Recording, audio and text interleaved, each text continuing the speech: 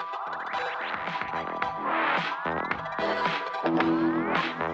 guys, welcome to the shop. Now, this week's going to be exciting, at least for me it is. I'm going to be firing up the big K&T milling machine for the first time. You know, we got to flush it. We haven't done anything since the last video last week, so got to fill up the main casting with kerosene. You know, the knee is already full. We got to wire this thing up to get it rotating in the right direction, the motor rotation, install the belts, you know, a lot of things. So we'll be trying the power feeds, you know, hopefully running this thing through its paces at least for a few minutes, because that's all we can run it, you know, without oil in it, you know, so I'm excited about it. Got some viewer mail and some other stuff, so let's get started.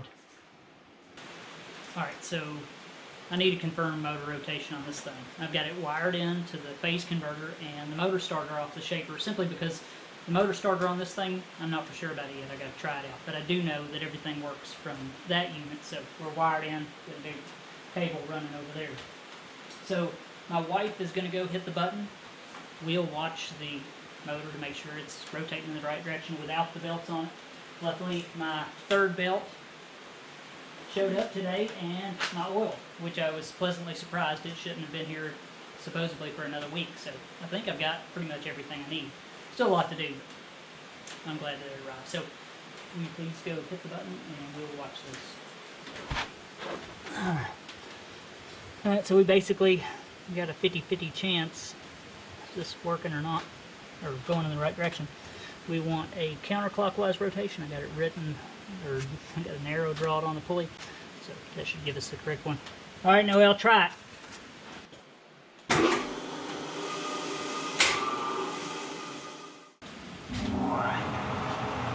Correct.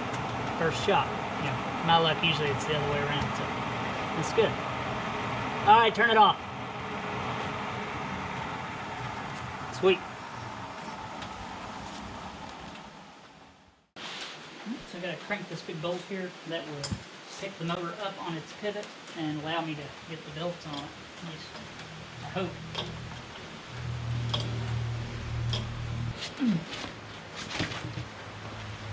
Alright, so man, I was pleasantly surprised that my oil showed up. I really thought I was going to be, you know, waiting on that stuff. Now, as far as belts go, you know, a lot of people suggested that I get, well, a few, suggested that I get matched belts.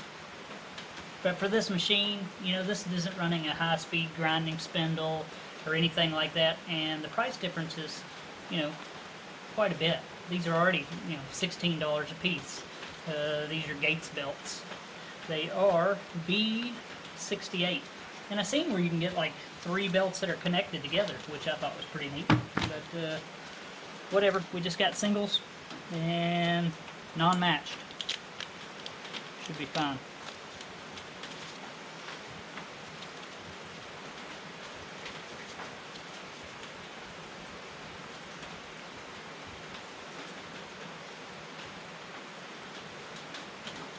I think I'm just going to put 2 on it for now, because I still have to work out the starter motor, and you know, this is unplugged and the breaker's off. I don't suggest that you mess with belts and stuff like that unless you know. I mean, you can lose a finger, no joke, with these. It happens actually quite often.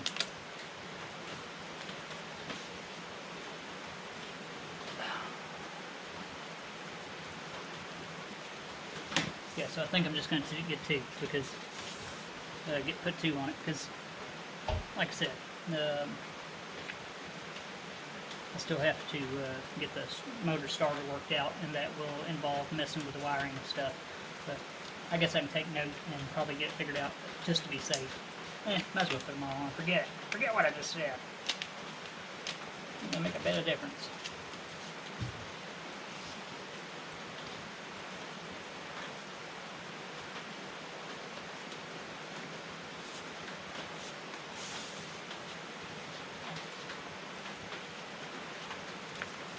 So tighten these up.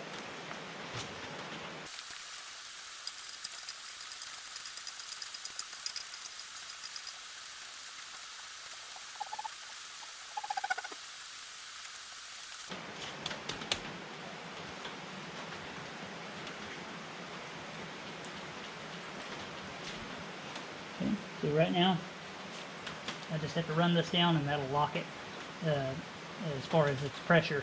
And then run it, and these belts will position that motor. It will self-align because that whole pivot that it sits on floats. So it'll self-align this pulley with this one, or at least that's how I think it works, because there are some set screws in there that you can set down, but I think that's the way it works.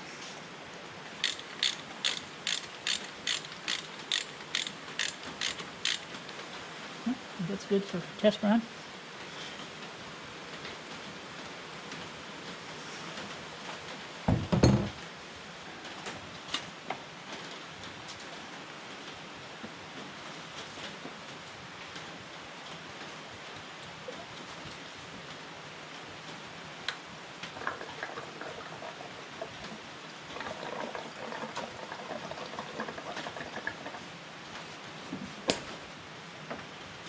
Alright, so that's just full of kerosene. And now, hopefully, this thing will clean that'll clean it up. Alright, so it's about time. I'm going to remove this vent or access cover. You can't really access much in here, but it's more of a crankcase vent. So I can see what's going on. Now, I've got some conflicting information on run times for this thing, as far as run times during a flush, and the information that I got are both from manuals for this machine. One said run for 5 minutes with kerosene in the crankcase, one said run for 15. So I'm going to split the difference in and run it for 10. Now, I'd be lying if I said I wasn't a little bit nervous about this. You know, it's been a long time, I'm sure, by the looks of this thing, since it's been ran at all. And another thing I'm kind of, cautious about is that there's some pistons and stuff in here that are operated by oil pressure, and I don't know if they'll function properly with the kerosene in the crankcase, so I don't know if I should actually, I'm not going to run the spindle at high speeds, that's for sure. There's no reason for that. But I don't know that I should, be rapid traversing and shifting this thing a lot. I just don't know. That's the main thing. So I'm just going to take it easy, let the oil circulate through it, and go from there. So I'm excited and nervous. So I'm going to go start this thing up, and we'll see what happens. Here we go.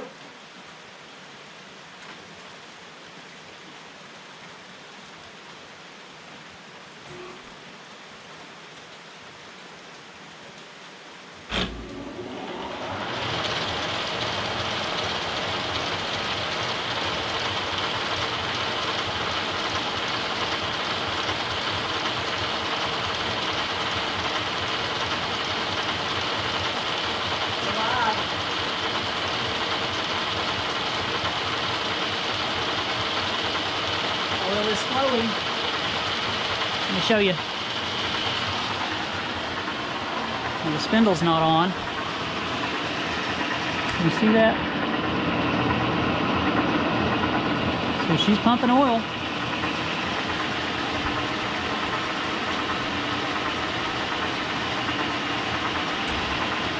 Sweet.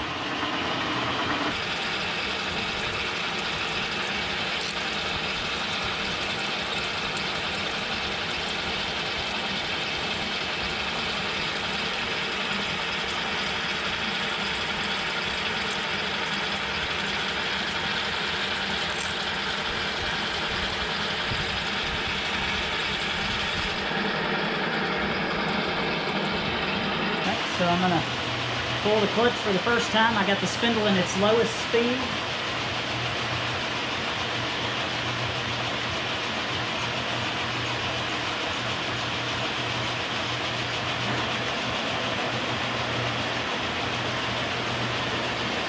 Here we go.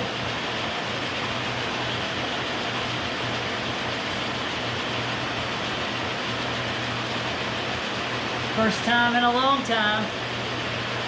It's awesome.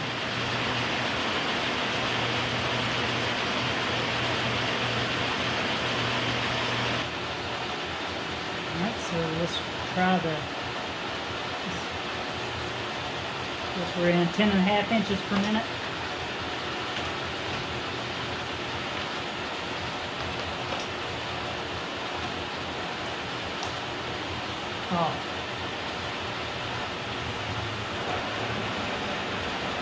Be nervous.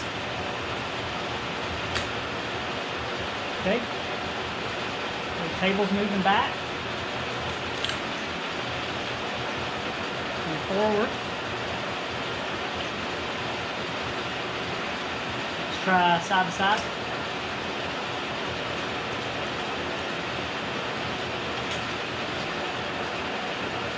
Alright. I guess the knee up and down.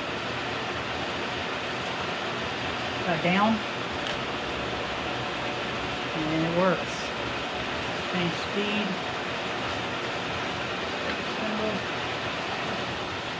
Brake works good.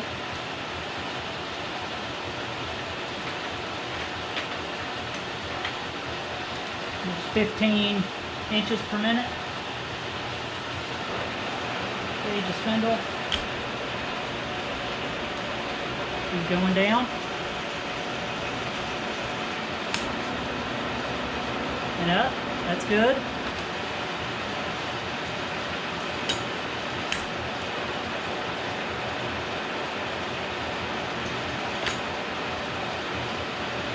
I think works.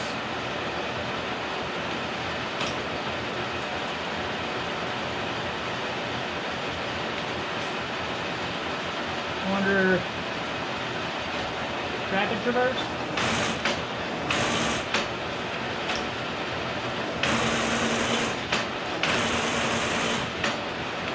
It works.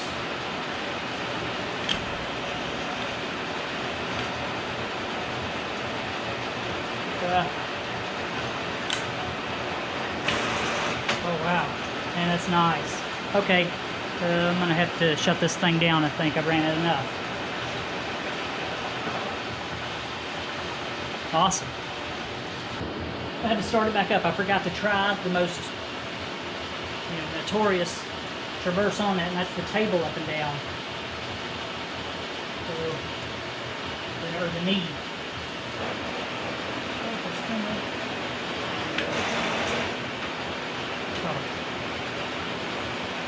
First you gotta learn how to really operate the thing. Okay, that is down. Up. Wow, it actually works. That's pleasing.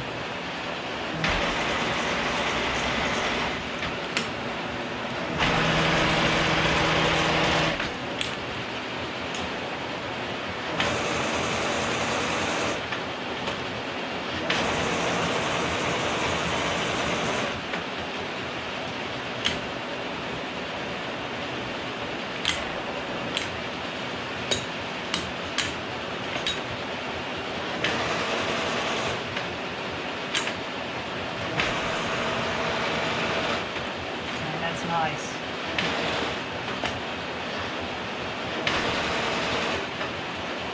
And you can operate everything from over here also. Table out, rapid traverse.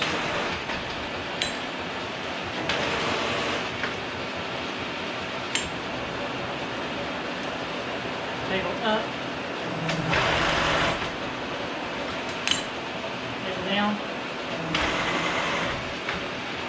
And then, of course, your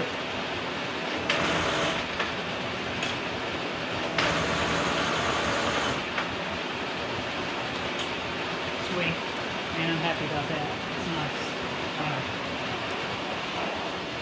Now I need to drain the kerosene out of this thing. Alright, so we need to drain this kerosene back out of the knee. And that is a good feeling to know that at least everything functions the way that it should. At least it seems so far. Hopefully this doesn't start shooting out at me. It shouldn't be over a gallon and a half anyway.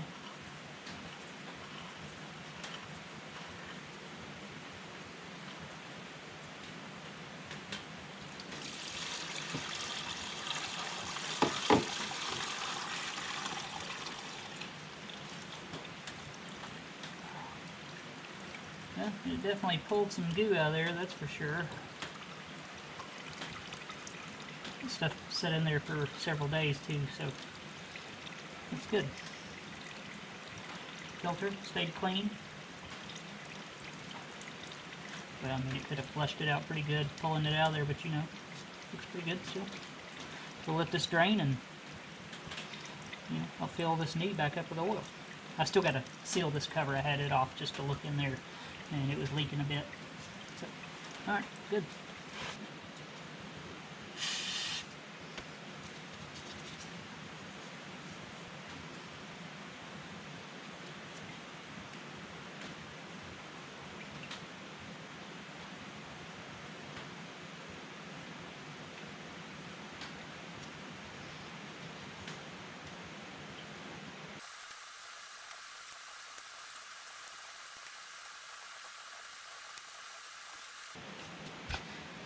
That's where you adjust the rapid traverse clutch through this access port. I never had to mess with it, but I just wanted to see what was behind that cover.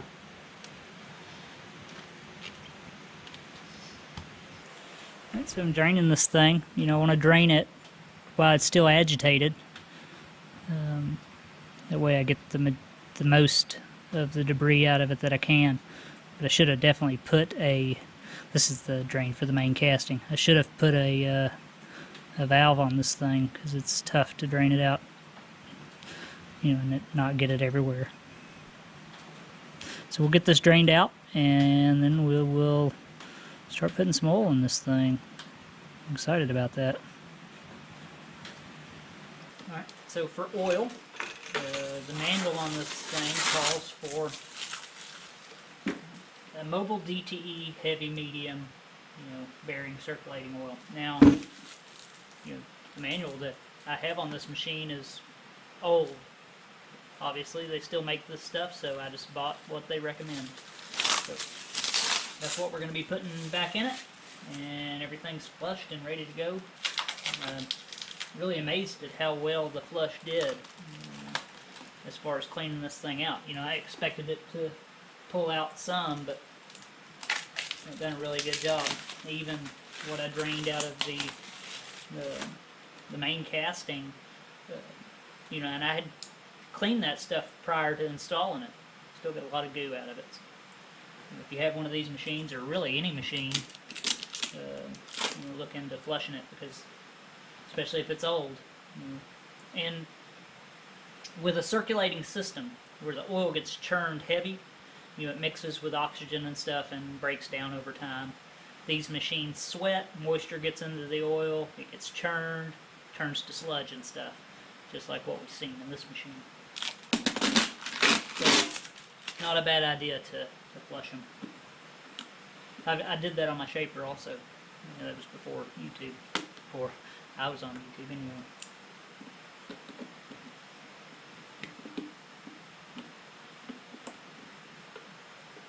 So, I'm going to fill the knee up first. It takes 1.5 gallons. I actually have a suction thing, you know, that you use to fill up transfer cases and stuff underneath the vehicle, but it leaks like crazy. So I'm just going to pour it out of the bucket. So I'll see it in the sight glass.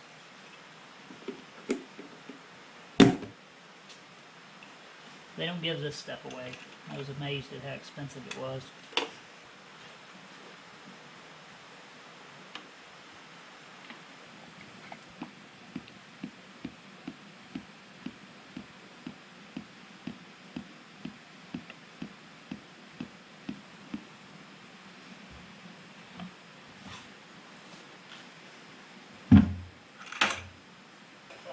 Well, I'm waiting on my oil, my cold oil, to pour down a small funnel. Checking out this old Tony. I like watching him. He's a funny guy.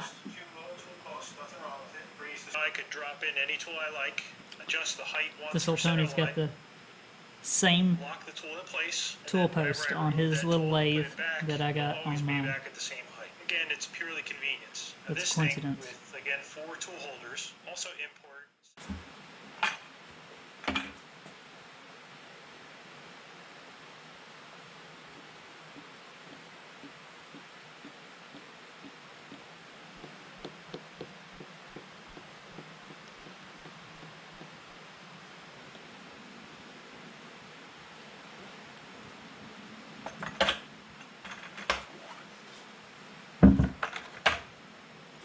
So I got this thing full of oil now, and coincidentally that emptied my wallet, and that stuff is expensive. But I plan to change the oil on this thing again also. Run it for a couple months, few months, change it again. Because I don't expect the oil that I put in this thing to stay clean, even though I flushed it. And I actually flushed the knee with kerosene twice. So, just for good measure, I think that's the plan. So this thing's full of oil, let's fire it up and make sure it circulates and run it through all the functions. I think we can safely test every gear and stuff now.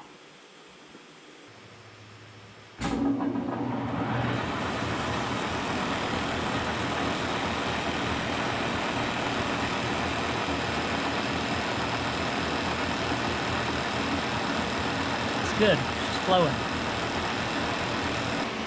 Alright, so with oil in this thing, it sounds so much quieter to me, which makes sense.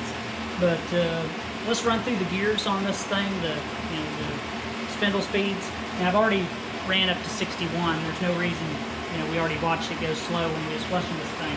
So let's run on up. We got quite a few to test. Make sure it shifts good in each one. And it sounds pretty good. So that's 90 RPM.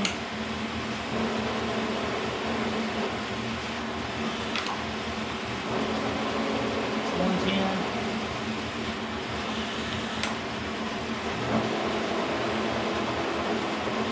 136. 165.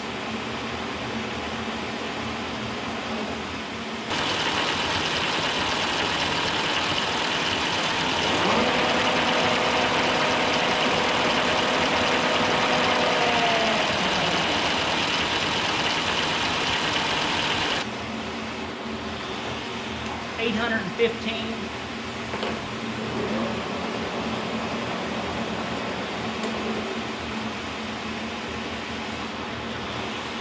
There's 1,000 RPM.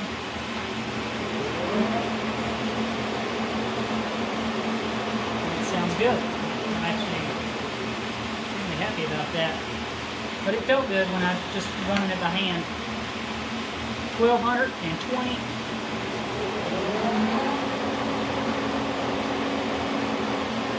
Pretty fast. And the fastest gear, and that's 1,500 RPM.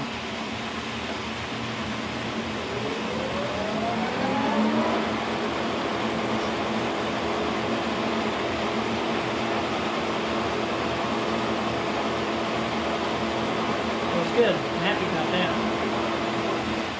Now we'll slow this thing down. We'll run through some of the feeds and speeds on the table. I want to make sure they work. I never ran them. Let's try the spindle reverse, counterclockwise.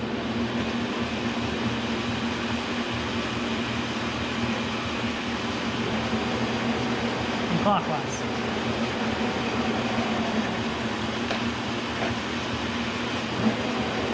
There we go. That's good. All right. Now, this has got a sight down there, oil circulating through the knee.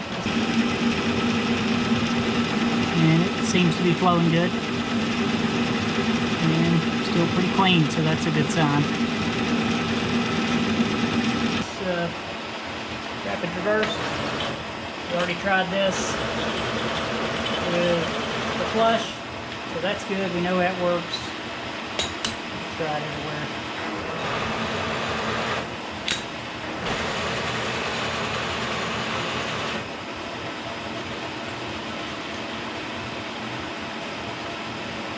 Knee again.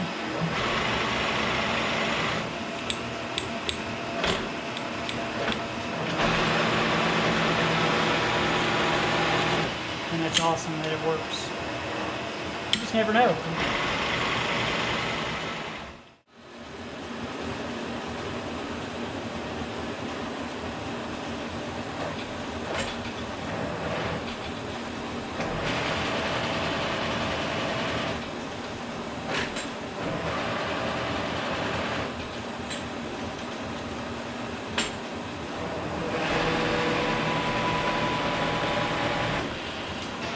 Alright, so now that it's moving a little bit, that's more noticeable, I'm just going through the gears that change the table speed movement or the carriage or knee in relation to, I guess, the spindle RPM.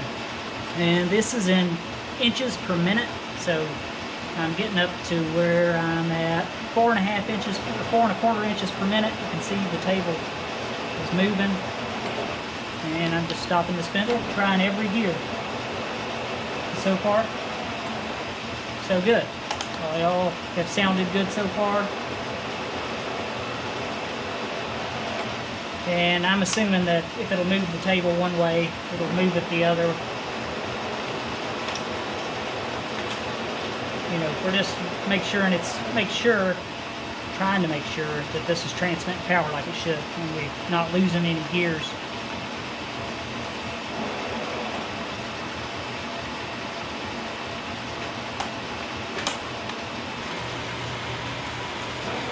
And it's a good feeling to be actually, you know, running this thing after that flush and stuff. It seems to be working good.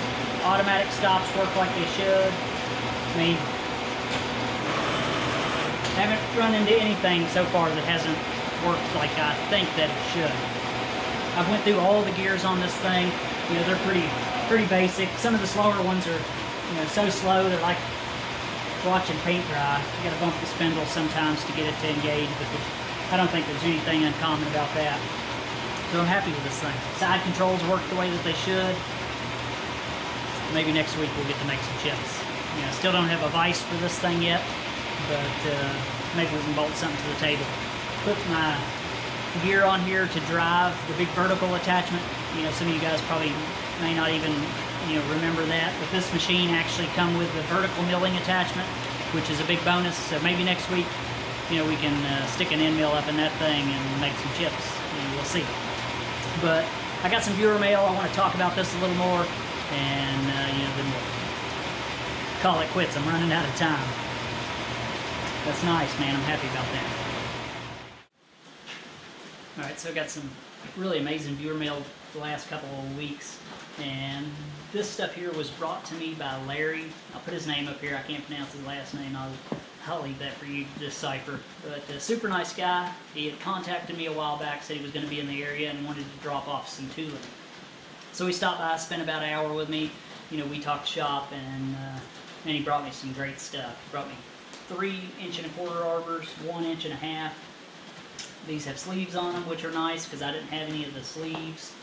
And brought me some horizontal milling cutters, a bunch of slitting saws, 2 TG 100 to 50 taper collet holders. Now I looked into the TG 100 collet holders, and they're not very cheap, the TG 100 collets. But it looks like you can get them fairly reasonable use, so I'm going to probably try to find some of those that just save you from having to buy individual holders like this one that hold, you know, a single size end mill, and that's all they hold. With these, you know, just like a wheel on a milling machine, you know, R8 collets, you know, you can just change the collet instead of the whole holder, which is really nice. So I'll have to, you know, get some of those. I bought a inch arbor, which I did not have. I just went on an auction site and found one of those and bought it, because a lot of the cutters and stuff that I have, you know, have inch bore. You know, for those not familiar, a lot of these cutters will have 1.25 inches, 1.5 inch bore, you know, and so on. So you have to have the proper arbor for the cutter that you want to use, and you have to have the spacers on the shaft to hold it in position and all that stuff.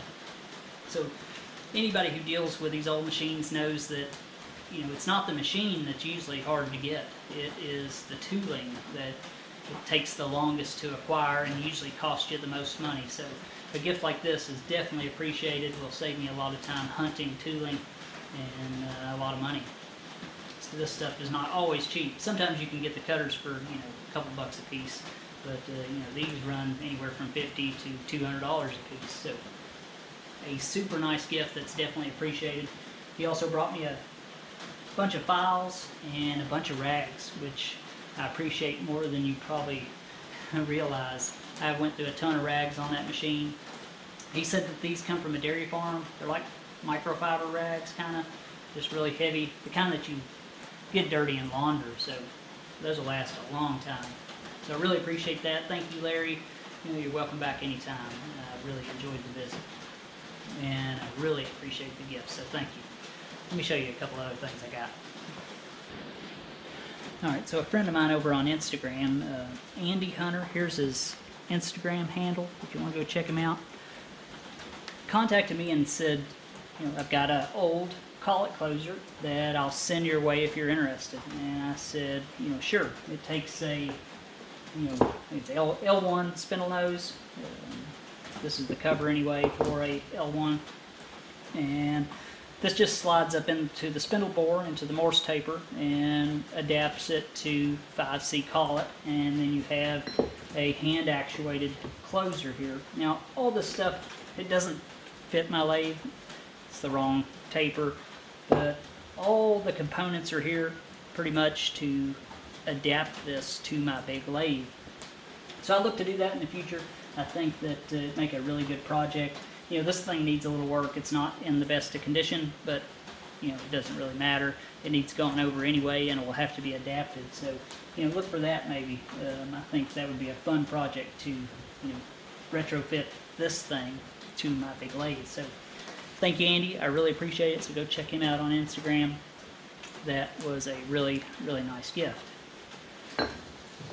And I got one more thing here, and I really like this stuff. This was sent to me by my friend Peter. He had sent me some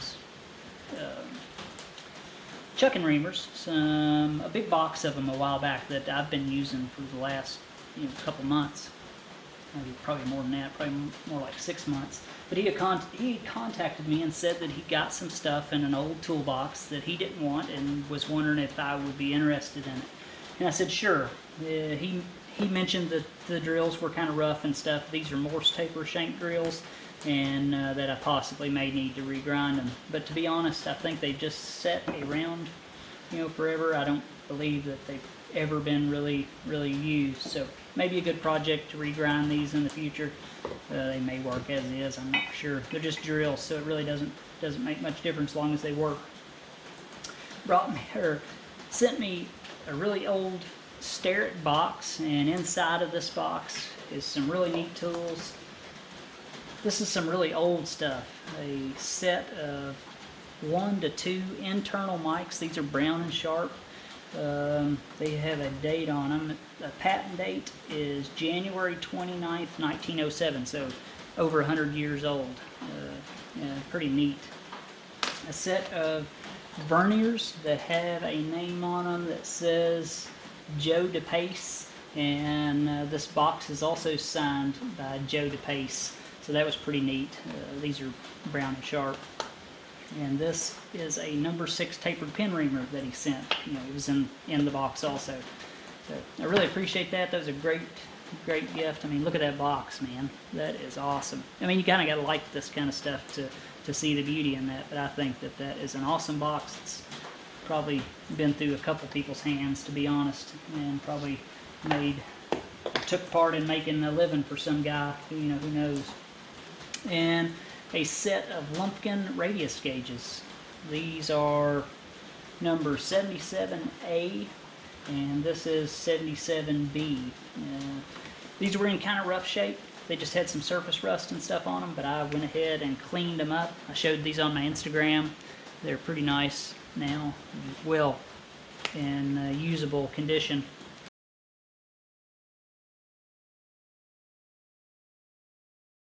So I really appreciate that. Definitely a nice gift for sure. The cases have seen better days, but you know, these things got some age to them. You know, nice little piece of kit. Well, guys, I think that is about it. I am really happy to have that milling machine running, and definitely relieved that you know, I didn't find anything else wrong with it. It seems to work as it should. You know, we'll know more about it when we run it, you know, do some trials and stuff. But you know, I think it's going to be all right. We'll see. I'm excited to make some cuts with that thing. It has been a fairly big job. I would have been done with this thing, 3 months ago if I wasn't filming. But I enjoy sharing the process. It's nice even for me to go back and look at some of the old videos and look at the progress that's been made, from dropping it off the trailer till now. I'm still, like I said, a long way away from being done. I want to paint the machine. I still got to find a place to park it, which I think is going to be in the corner over here, outside of this area, but over in the corner where my grinding stuff is. I'm going to be moving all that stuff and kind of sticking it in the corner, I think. I got to work out the motor starter on it. It's got an issue. I had tried it a day or so ago, and it wants to start the motor. The motor kind of kicks, but doesn't seem to want to turn over. It acts like it's not getting, all the phases. So maybe it's just a dirty contactor or something. It's actually the exact same motor starter that is on my shaper. So shouldn't be much problem to figure out, I wouldn't think. But it's just another thing to do. We'll see. Thanks for watching, guys. Thank all the people who sent in gifts. You guys make it a lot easier on me. Thanks to all the people who help support the channel. I actually had a couple guys kick in and help buy the oil, which was a big weight off my shoulder, especially this time of year. It's tough for everybody. Christmas time and stuff. Merry Christmas to all you guys. If I don't talk to you between now and then, happy holidays to everyone. And hope everybody gets to spend some time with the ones that they love, because that's what it's all about. So, thanks for watching, guys. I really appreciate it. If you need anything, you can contact me through my email. You can look me up on Instagram if you would, if you're interested in that. And like always, click on my little guy to subscribe, hit the bell for notifications, and I'll see you next time.